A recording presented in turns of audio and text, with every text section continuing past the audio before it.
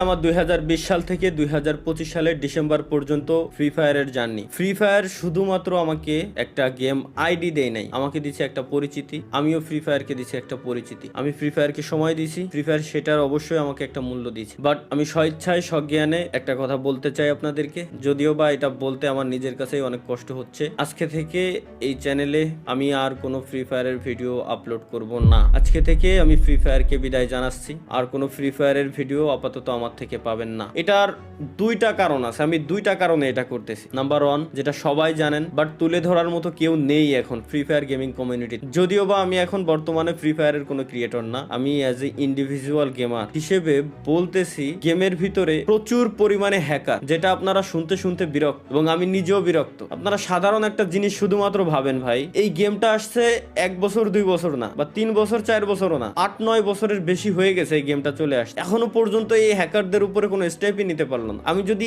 একই সাথে কম্পিট করি পাবজি ফ্রি ফায়ার দুইটাই অলওয়েজ কম্পিটিশনে থাকে, যে কে কার আগে যাবে সবসময়। পাবজিতে এই হ্যাকার নিয়ে অনেক আগে থেকে তারা স্টেপ নিয়ে নিছে। ইভেন পিসি প্লেয়ার যারা আছে পাবজির, পিসিতেও তারা হ্যাক ইউজ করতে পারে না। বাট ফ্রি ফায়ারে কেন এই স্টেপটা নেওয়া হয় না? এই হ্যাকের কোডগুলো সেল করে কারা, এটা বলতে পারবেন আমাকে? যাই হোক ভাই, এগুলো দেখতে দেখতে বলতে বলতে বিরক্ত। এর ভিতরে দোষ আসলে এই হ্যাকারটা প্রমোট করছি আমরাই দিন শেষে, সত্যি যেটা বলতে হবে ভাই। কেন? কারণ আমার ম্যাচে কোনো হ্যাকার পড়লে আমি উল্টাপাল্টা রিয়াকশন দিয়ে ভিডিও ছাড়তাম যে জাদুকর আসছে, এ আসছে, ও আসছে। দিন শেষে ওইসব হ্যাকাররাই প্রমোট পাইতো। এখন তো ওপেনে ইউটিউবে বিভিন্ন হ্যাকাররা আসলে হ্যাক নিয়ে গেম টেম খেলে, লাইভ স্ট্রিম করে, তাদের চ্যানেলে লাখ লাখ সাবস্ক্রাইবার বানায় নিস। তো আসলে এগুলোর উপরে স্টেপ নেওয়া হয় না। এটা আমি গেরিনার অফিসিয়াল মডারেটরের সাথেও আমি এই ব্যাপারে কথাবার্তা বলছিলাম এবং তাদেরকে আমি পার্সোনালি ওইসব হ্যাকারের চ্যানেলের লিঙ্ক পর্যন্ত দিয়ে আসছি, পেজের লিঙ্ক পর্যন্ত দিয়ে আসছি। যখন আমি ছিলাম পার্টনারশিপে, তখন তাদের উপরে তারা স্টেপ নিছে কয়েকজনের উপরে স্টেপ নেওয়া হয় নাই। মাঝে মাঝে গেরিনা অফিসিয়াল পেজ থেকে পোস্ট করে যে আজকে 6 লাখ হ্যাকারের আইডি ব্যান হয়েছে,